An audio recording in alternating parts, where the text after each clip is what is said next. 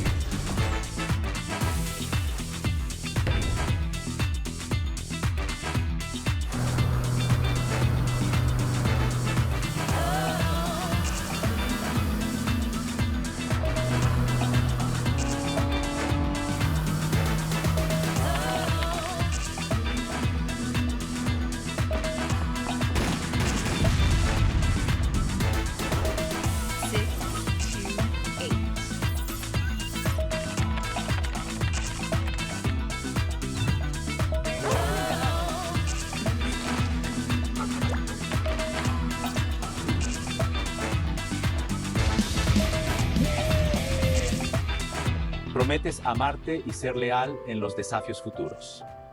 Will you still love me no matter what I become? 如果佢老咗呢？要是他当妈妈了呢？彼女がアニメを見るのが好きならどうですか? 그녀가 별을 쫓는다면 어때요? I do.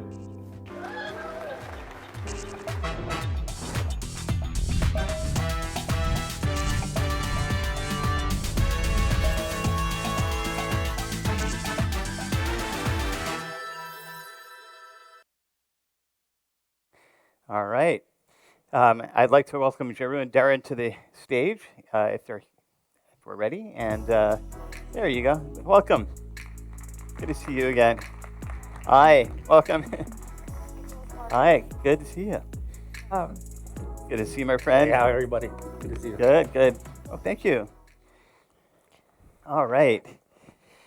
Well, this is a first for us, Moderator. I think you're the first company that makes a generative model that we've had here as part of our discussions. And I think that's a really big, I mean, it's also a very different world that we're in today. And I think a lot of what you guys are doing and why I wanted this panel to happen is because I feel like since Kling 03, right, and since references became a thing, I was saying this in my talk earlier today, I feel like I can take a 3D model and I can render it as a Kling element.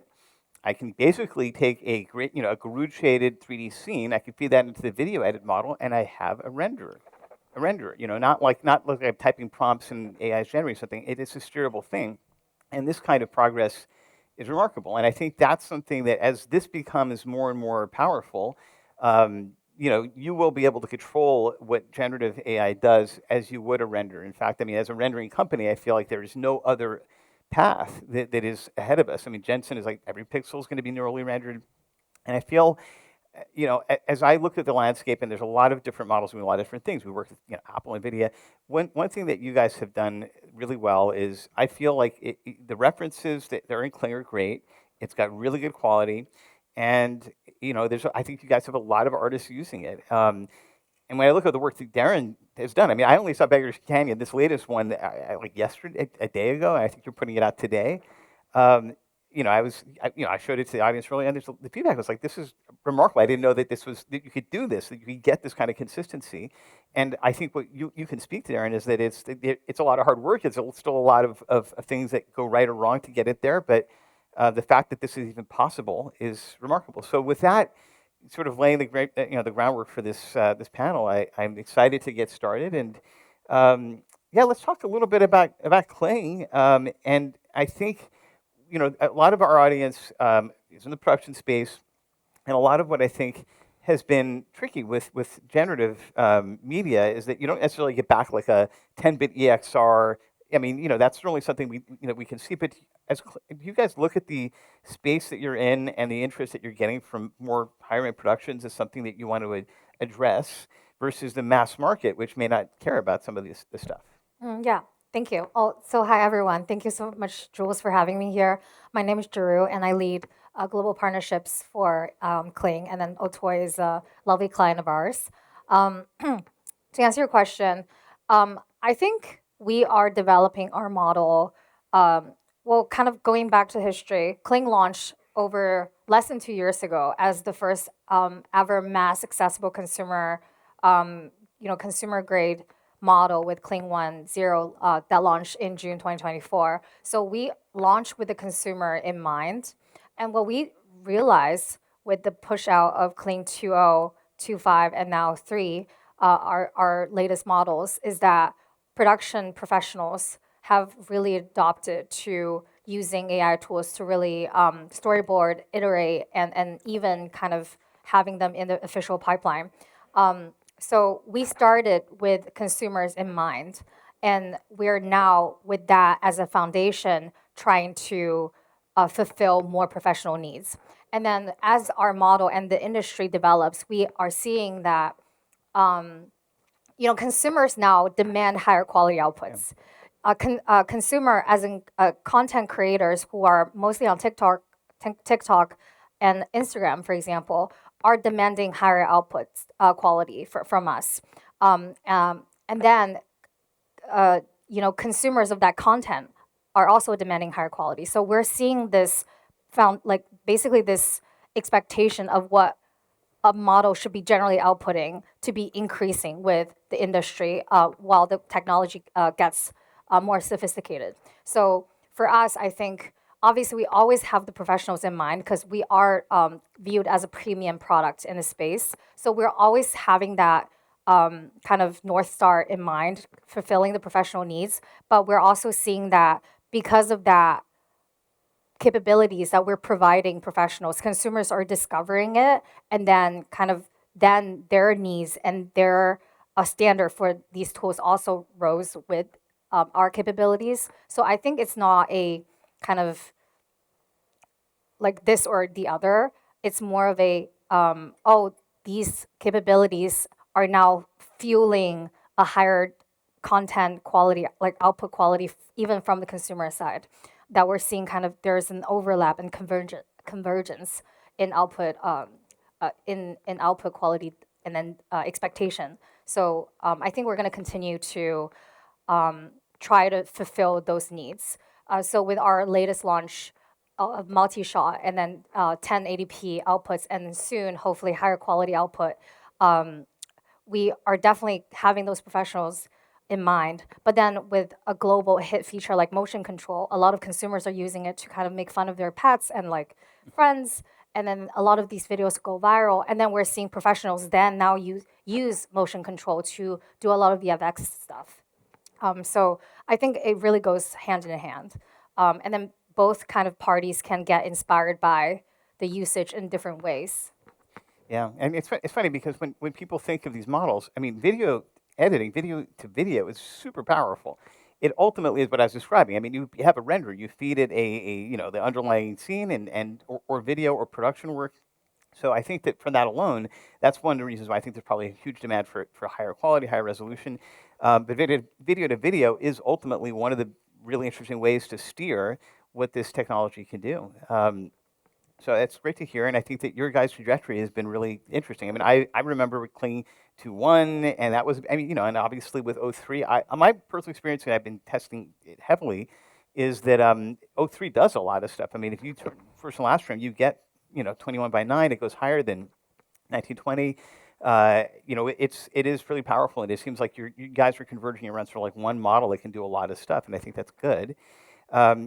I want to shift to Deren because I think that we have so much to talk about, and the first thing that I just want to talk about is your background, like your how you. I mean, obviously with Beggar Canyon, I mean, it speaks for itself as for what it is, but your background in filmmaking, how you came to this, to doing these shorts. Because I mean, I think I met you for the first time. I think when you were on like short number 3. Thank you for using Otoy Studio to do the 4th one. I'm very proud that it was done on our portal. And I think that you and I have been talking, of course, a lot about just all the same things about how this is, what the friction pieces are.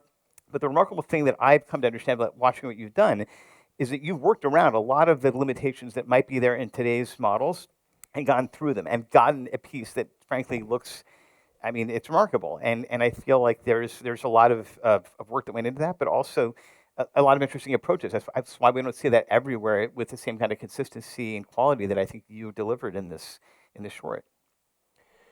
Yeah, well, thank you. And a lot of it, my background is more in indie and low budget sort of filmmaking and trying to, fix problems. That's a lot of the nature of it. So I found, especially with 3.0, but in most of the latest models, that it was just a really similar process where just sometimes you don't have you don't have the setup you want. Sometimes the actors can't do what you want. And once I started approaching it like that, of sort of like, okay, if this isn't working, maybe instead of just accepting it or just kind of going, well, I guess that's what it is, to try to just find another way around it. And one of the things we were talking about this earlier that I thought was so amazing about the most recent Kling is that a lot of times with performances with actors, it's so much about they're playing against the moment instead of something that's really on the nose, or there's so much that goes into a good performance that isn't necessarily what you would think to write in a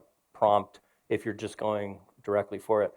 And that was one of the things that I was so amazed by that Kling could really do, is that you could write in sort of subtext, and you could write in kind of going against the grain of things. And it took a while to sort of muscle it into existence, but it would work, and I would find that the performances got more and more realistic as it went on, and the motion got more realistic, the camera moves, that it listened more. And as somebody who's coming from this, I had no real interest in or knowledge of a lot of these tools until I started using them for music videos, and I had like sort of a practical application for them.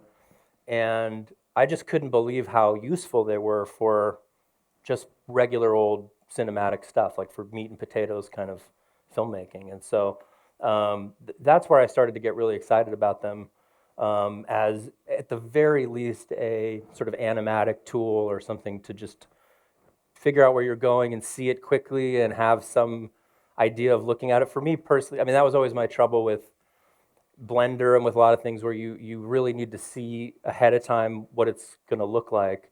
And really talented Blender artists can do that, and they sort of, can look at a simple, block and understand what it's going to be.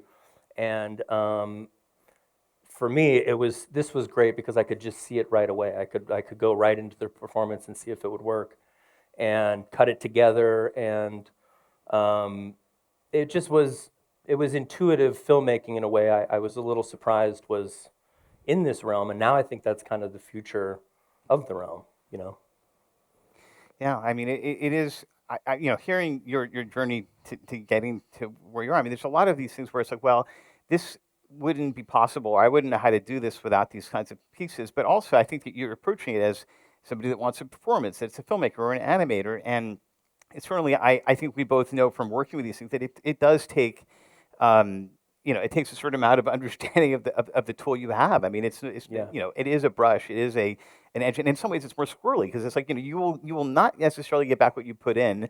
It is a weird thing, but your brain sort of works around these things. I mean, I find, that as I've been working with a whole different thing than Deren. I've been very focused on the post processing video to video stuff.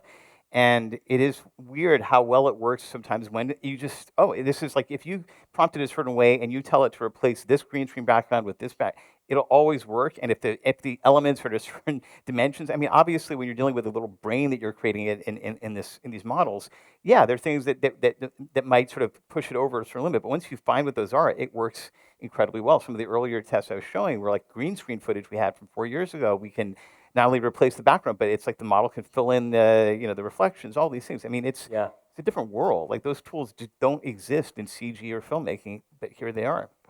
So yeah, and learning that they even exist or they're even possible sometimes is a surprise too. Like I didn't know that you could get that until like this last week as I was preparing for RenderCon. I was seeing these results. And it is changing. I mean, you guys are Kling is in a fast-moving space where it's like there's always a new model multiple times a year. And I don't know where the limit is, honestly, as far as like, if it feels like there's certainly a reasoning in these models where physics and things like that are handled. Somebody coming from the CG space, obviously, you run a simulation in Houdini or But what's weird is that you don't necessarily have everything for that simulation described, perfectly either. And a model will guess that. And when you look at some of the stuff that like NVIDIA did with like they had VDBs that were generated, I think by neurally, and they look fine. And it's weird because you're always even in rendering, you're approximating an infinite function of gathering light. So I do feel like you guys are, Kling in particular, and I think in the space of filmmaking, like what Deren's shown, you're using these tools and this technology, and I am genuinely surprised by the results that I'm seeing, and also that we're getting it. And for a lot of our artists that are using our tools, like we put a denoiser in Octane years ago, but it feels like the next step is something that can leverage this stuff so that you just have a new brush, even in 3D space. And I was showing you your stuff with like, okay, well, remember that shot where you're like, well, this thing we like to fix it. If there's a way to do that in post and turn that into a model and edit it, Yeah. I mean, that's the holy grail. And there is and all those things are like they're things you can build around the generative models and go back into these other pipelines or mix them together in interesting ways. And it's such a fun way of looking at the future of these tools. Yeah. I mean, has everybody used the Kling 3.0 video to video editing stuff? Okay, cool. That's a nice. good Yeah, jump. kind of half, maybe less. So when I first tested the video to video stuff, I used a picture of me and my friend and then made it into a video using Kling, and then made the video, the Omni model, then to change the background. Yeah. And then add a balloon or something. And I was very much amazed. So Yeah. I can't imagine as a professional creative that like with your imagination and then things that you want to create, like what that can unlock for sure. I mean, I just made it to have fun with my friends. Yeah, I mean, I was shocked by how well it does compositing, and it's just something that I've been working on various different projects with green screen stuff, and there's like nightmare stories of, and it's like this thing can solve a lot of that, and it is interesting because I don't, most of you before you're mentioning that I don't use it. I think O3 can do all of it, Yeah. and it's like I just don't need more than one model. It feels like it does. It is all. our fault. We should make it easier for people to discover it on the web. But yeah, it is a very powerful model that you can kind of interact with and edit a lot of your footage and ideas out with natural language. So I encourage everybody to give it a try if you haven't already. Well, one of the things that we want to try to do on our, as we sort of thread these things together, I was showing also how we want to mix our 3D stuff. It does feel like the models are the models, but if we build scaffolding that makes it easier, that kind of puts you in the mindset of how you can use this for the workflow that if you're a CG animator and you're just looking at having this be blended in with that, then all the things where depending, and maybe this is a discovery thing. I mean, I don't know how familiar you are with your own models as you put them out, but when you use them, you see that certain things work really well, and once they work for this model, like let's build scaffolding around that so that it just becomes easy to do compositing, to also make sure that you have a 3D model and you want it to be represented in this scene. Like let's just figure out the parameters so a 3D artist can actually do that. And then this is where one more input for controlling the motion plus the underlying thing, it's going to change this into a render, and I think that is really, really, really exciting, and it feels imminent. Super exciting stuff. Deren, let's talk about Star Wars. So you picked something that I remember. There's like something like Ord Mantell. It was like a story between Star Wars and Empire Strikes Back, and I had the little cassette tape when I was a kid. Yeah. And your stuff is like, I mean, I want to talk a little bit about like where you're pulling this from, and what inspired you to go and bring this from, what was it? Expanded universe was comic books and novels. Yeah. To this. Yeah. Well, I just perhaps unsurprising, another, bearded man too obsessed with Star Wars.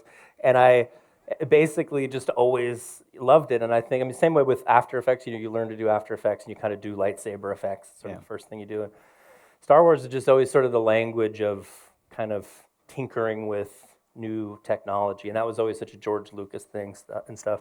So it just sort of lends itself to it. And so when I was doing it, it's funny because it started because I wrote this little like indie like crime drama that I wanted to figure out how I could do it on a budget, and it was why I started using Kling for more sort of realistic things. And as soon as it worked, I thought I should put this to some Star Wars stuff and see what happens. And so I made the first Beggar's Canyon thing, with no plan on anyone seeing it. I really made it as a personal challenge to just see how close it could get. And out of, Star Wars has such an aesthetic too, where that was a big thing, that you could see if it looked right or not. You know, like we all know like what Chewbacca looks like, and we all know what, you know, how Luke acts and all that kind of stuff, which also made it fraught with peril. That was my biggest concern, was that it would be, and a lot of the AI videos that you see are sort of, that's sort of the problem, is that they don't always sort of get that. So that was really what I wanted to see if it was possible to do, because it was something I had such an intimate knowledge of. And each video I've tried to do a sort of a different take on that. So like some of it's been more action oriented and some of it's been more you know, character oriented, but it's all been with the basic goal in mind of just, if you have a tone in mind and you have you know, if you just know what you're going for, how cinematic can these tools really be? And I've been just constantly amazed at how, if you know what you're looking to get, and you know what lighting setup you want to have, and you know what, you know, the character wants to do, that, you know, there are again times where you run into limitations and you have to write around that. But the more things that I apply it to, the more it works. And what I was more heartened by is that in a space where a lot of times you see these AI videos and they're kind of, it's like, you know, Wolverine fighting the Transformers or whatever. It's all kind of it's going for like the big money shot thing as much as you can get it. And what I tried to do was just real simple storytelling and blocking and just really basic stuff that I kind of thought the core audience might reject and think, this is boring, what is this? And I was so stoked that you and that, you know, other people, that was sort of what they did respond to, is like, oh, this doesn't feel like just sort of a greatest hits of effects things, but it feels like a movie. And that was the biggest compliment I got, was that people said, I just forgot I was watching an AI video, and it was just, I gave myself over to the story kind of. And to me, that's the line you're trying to get to. It's like at the end of Inception when there's like the spinning top, and you don't know if, like, you don't know at the end of the movie, and he doesn't know if it's a dream or not when he comes home to his children, but it doesn't matter because he's having the catharsis of it. And if you can make something that works, it really doesn't matter how you got there. And the fact that I could feel the things I was trying to feel and get the tone that I was trying to get is what made it so exciting, and it's why I've kept, you know, going with them, and I'm gonna keep going, you know, until I run out of ideas. And I basically just pulled from, it's sort of like Star Wars for somebody who hasn't actually read the Star Wars books in 30 years. You know, I haven't read them since I was a kid.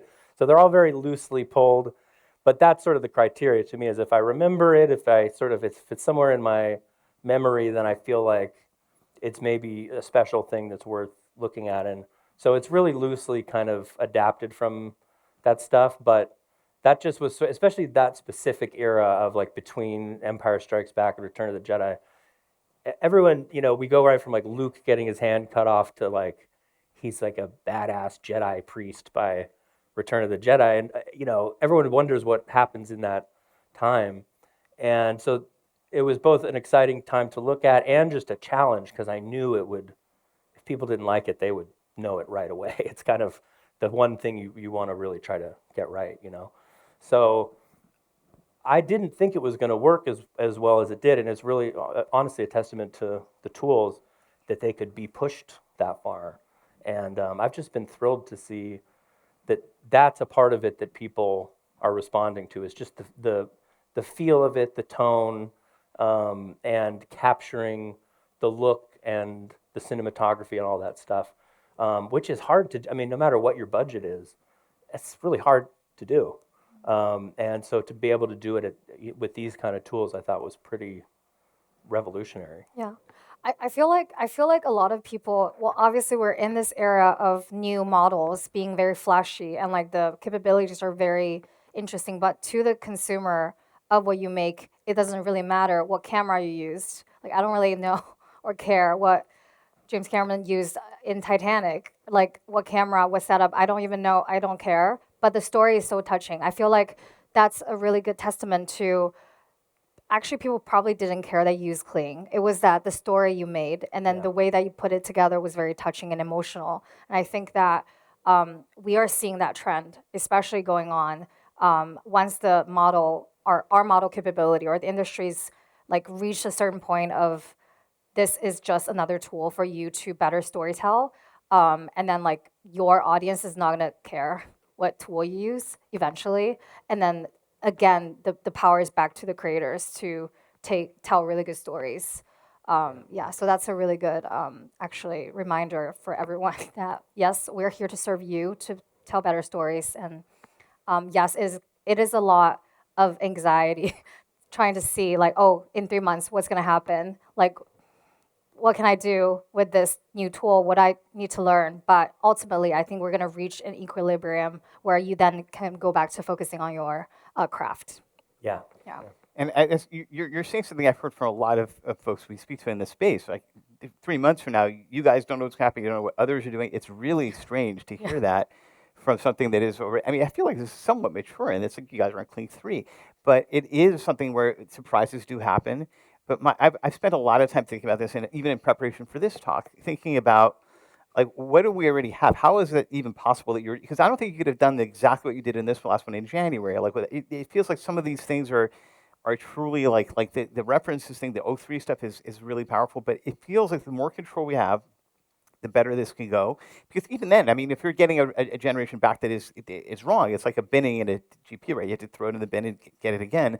That's a lot of time and effort and money. If that goes away, then really the cost of rendering, and I've done the math, is like if you neurally render something and you calculate the lighting, it might be cheaper on the same GPU than rendering those frames brute force with ray tracing. So we're entering this really interesting space where this might be a really important factor, not just creatively, but also technically. I will say on your last piece, the film grain, the tilt shift camera, where it's like you have I mean, all the things where it's like you wanted the Rancor to feel like it was, a miniature. I mean, I Yeah. love that you were trying to make it feel like it was filmed like 1983, and I think that's great. And I think that's one of the reasons why I think I responded.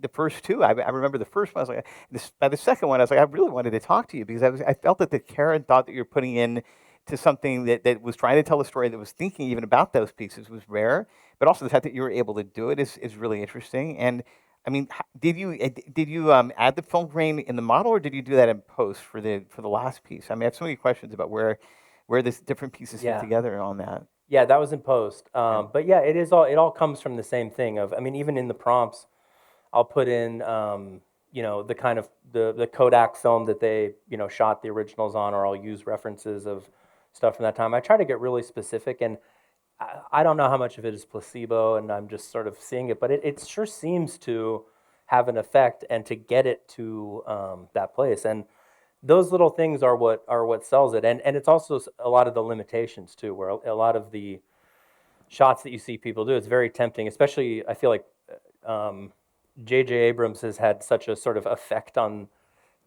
special effect shots because everything's kind of a push in, and there's lens flares, and there's a lot of that sort of stuff. And the Star Wars style is really locked off, and you have to really trust that it's okay to just leave the camera there for a scene. And so a lot of it is what I'm not doing, Yeah. as well. And it's just sort of trying to understand what the language of that was at the time. And so I try to think of that as much as I possibly can. And that's the same with the film grain, where like there's still a part of me that looks at, like I was so careful with the film grain, because when it's too much, it feels like, okay, well, you're throwing a filter on there. But when it's just enough, it does touch some tactile thing that you just kind of need to see to feel like you're actually looking at 1980 Mark Hamill or whatever, So all that stuff, or like the Rancor thing, it was the same thing where I started doing that little Rancor scene, and it felt like like a monster movie sort of thing from today. And I thought, well, if they did that, if they could do this, it would be a miniature, it would be a little set, it would be, this is just how they would do it. And so I approached it that way. And I couldn't believe that it sort of understood that in the prompting, and in Nano Banana a lot for the first frame stuff, of just understanding that without it being too heavy-handed or too kind of cutesy. I could work it into a place where it felt like a perfect kind of middle ground, where that scene really could be a miniature other than the humans in it. which would have been, even there was a shot of the Millennium Falcon at the end that I made look a little intentionally kind of like a model almost. Yeah, exactly. Where like left a little bit of a black line around it because I that's noticed just what I remembered. Yeah. But you don't want to go too far with that stuff. So like the people are the one thing that you really wouldn't have been able to, incorporate at that scale. But I just sort of figured that it would be like, I cheated that it would be like Darby O'Gilly and the Little People or whatever. That like maybe I found some way to do it, but that's a lot of what makes the stuff work. Is that it's not just what my initial rejection or just non-interest in a lot of the early AI stuff I saw. Especially you see like these tweets that are like Hollywood is finished, and then you see some clip that you thought like I don't think it's finished. This doesn't look. These all look kind of the same.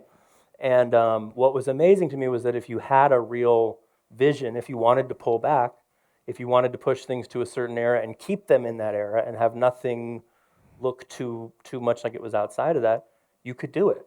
And that's just the thing that I wanted to do. But it says to me that anybody that is looking to create a vibe like that and has a vision, that these tools are only going to get better for providing that. And that's really exciting because much like, where you wouldn't, Disney would not know what my personal Star Wars movie would look like, but you can just make it and put it out there and let people see it. And you can do it with your original stories with, whatever you want.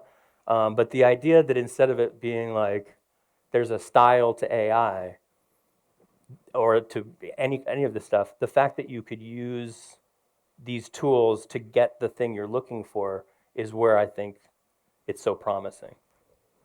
Has the audience seen, like, have the audience seen your video? We played it. We played about 5 minutes of it earlier. Okay, I think got it's time for us to maybe play it. Do we have this? Okay. Yeah.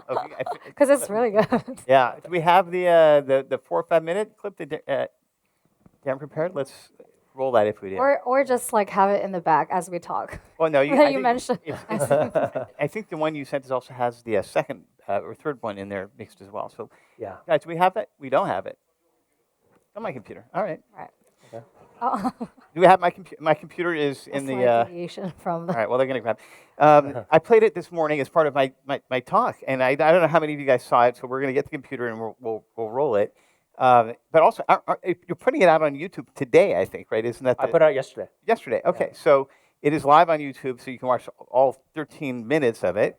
But I think that I've seen a lot of stuff. I would say that this is definitely. It's surprising, and as I was, because as we were sort of putting this together and everything, and you were working on this final shots and everything. I mean, it's such an interesting thing to see. I tried spending a lot of my time just learning everything. I want to understand everything out there. I don't think there's any reason not to at this point. It's crazy to not, look into these things. But you're on your fourth Beggar, and it's getting better every time. And I will tell you, inside the cantina, I did an audible like, wow. I think. Yeah. I was watching it, you were sending it to me, and I was like, this looks like it was filmed. I mean, the characters, the people, the skin. I mean, I'm very, very, very sensitive for bad CG and all this stuff. And it's like, this thing is remarkable. And I just, I'm like, well, if you filmed this exact thing in a camera, it wouldn't look much different. I mean, obviously, then you're just, basically, you have a renderer, you have a film crew. What stories are you telling? But it is remarkable. And I think from Kling's side, there's a lot of things that I think, if you think about how weird the prompts are, one thing that we're seeing with agents is the agents might learn for a specific model how certain prompts work. So if there's a translation between like what you want and how this works, and that knowledge can be embedded in there, this is how AI tools work. I mean, there's a lot of these things. And granted, a new model comes out, it might change things, but there's so much of that. When you see a lot of the model aggregators, I think they just try to like, okay, here's a preset or whatever, but there's more that can be done with that. I mean, if you were like, well, this is a preset for getting this exact locked in scene or this 3D scene and it done this way, this is a huge thing. And I will also say that for people looking at AI, it's like, oh, this is horrible, it's like it's generative. No, if you're filming, you want to use this on video to video. Like, I mean, you're always running your videos through some posting in After Effects or DaVinci. So this is not that different. It's just a question of the spectrum between how much of this is the AI, how much of it is rendered, how much is filmed, how much of it is, is this gaps in between. But I think with what you guys have done with video to video in particular, and more video inputs, you're going to see something that becomes truly, like engine-like, controllable, all the things where it's like you're just going well beyond sort of the one-shot, one-dimensional control mechanism. That's going to be great for production and much closer to the world of 3D that a lot of, people that I'm, in my industry are coming at this with. So super excited. Yeah. Do we have the clip? All right. Oh, the laptop's there. Let me see if I can roll it. Give me a second. So how many people here haven't seen any of this from this? Oh, a lot. Okay, well then you guys are in for a bit of a treat here. It's a long video though. Yeah. So Yeah, we don't have to watch the whole I do thing. have a 4-minute version of it, which I think or 5-minute version that Deren says. I'll play that. Let me see.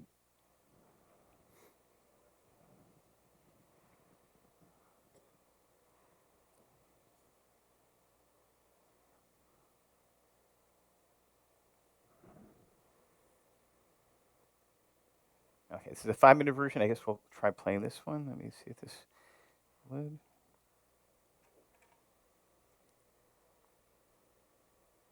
All right.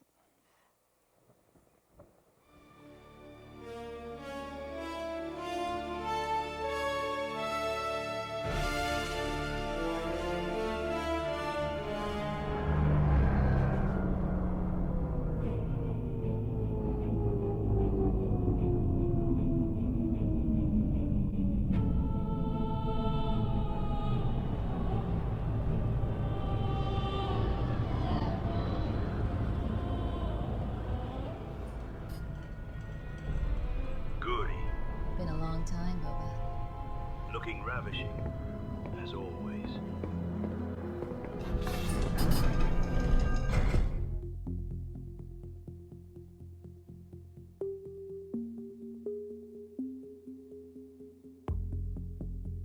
Boba.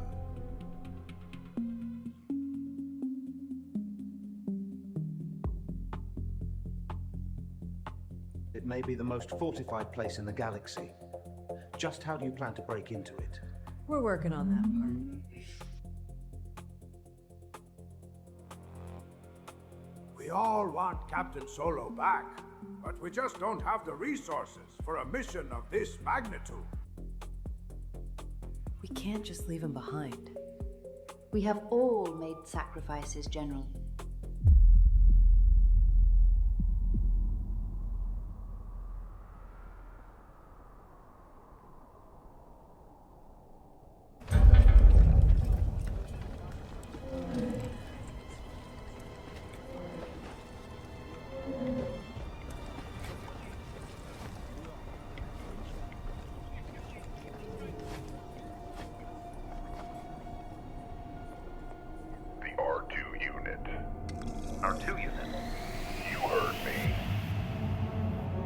Sorry about the view.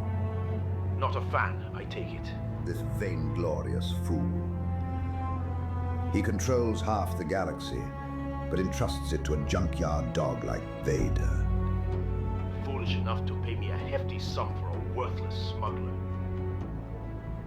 Why is the Emperor trifling with a smuggler? Vader was after a friend of his. Skywalker. Skywalker? The Black Sun was just informed the Emperor was looking for a rebel named Skywalker as recently as today.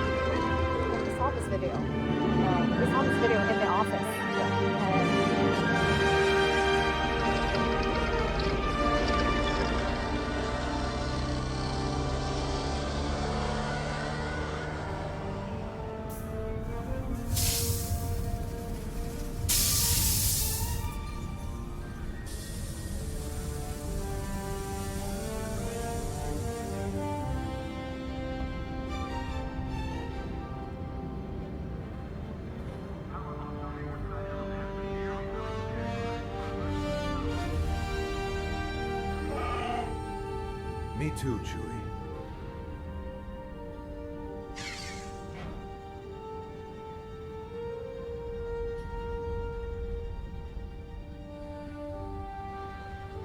Where are we going?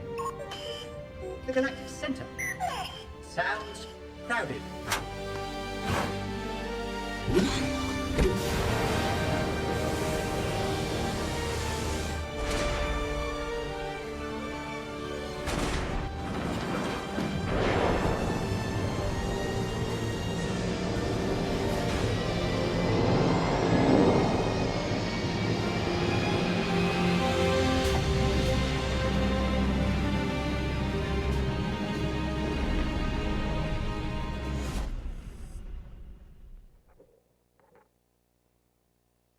Cool.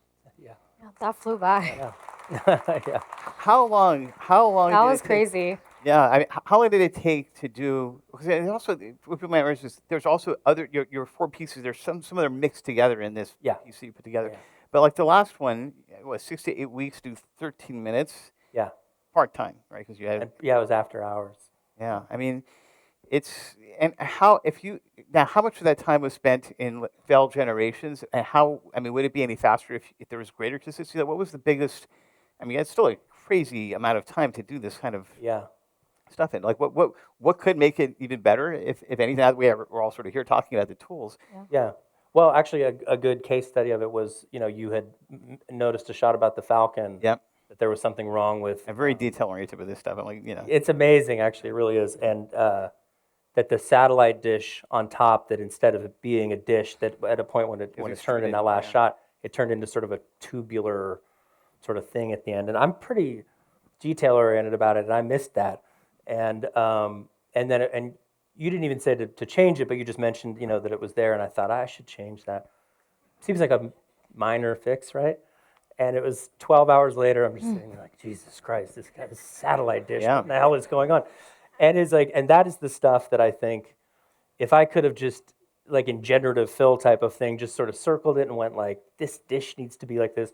Even a midpoint thing would have been, because the problem is that it starts with the dish partial and it ends with the ship completely off screen. That's why references are so important. If everything when we were first and last frames and something wasn't in those 3 frames, it was garbage, right? It wouldn't work. Yeah. With references, you can fix that. If you have references stored for all these things correctly, or better yet, you can go and edit it after it's generated. Yeah. It will solve it. So Was it all Kling 3.0? Was that whole thing? Yeah, the whole thing was Kling. Yeah. Okay. Yeah. We'll try to add features that help you do that better. Awesome. Thank you. That'd be great. So with Kling 3.0, you can make something like this. Yeah. And then editing will take longer. But yes, that's a perfect advertisement for us. Thank you. Yeah. Well, no, I mean, it was amazing because it really was that. I mean, even with that, I mean, what I ended up doing was just a slightly different. I just had to start it a little later in the frame where you could see a little bit more of the dish, and it was fine. But it was one of those things where if I could have, like, I basically had to redo the shot. And if I could have just tweaked that one thing and kept the original shot, it would have been great. And it would have saved me an entire day. And it's funny because some of them I fly through, but then those little things when you really want to focus, you like most of it, but you want to focus on a shot, that can take a long time. I mean, you asked, like, where is this going? I think a lot of that pain points we hear from our creatives, and we're trying our best to give you a ton of ability and freedom to go into video and modify.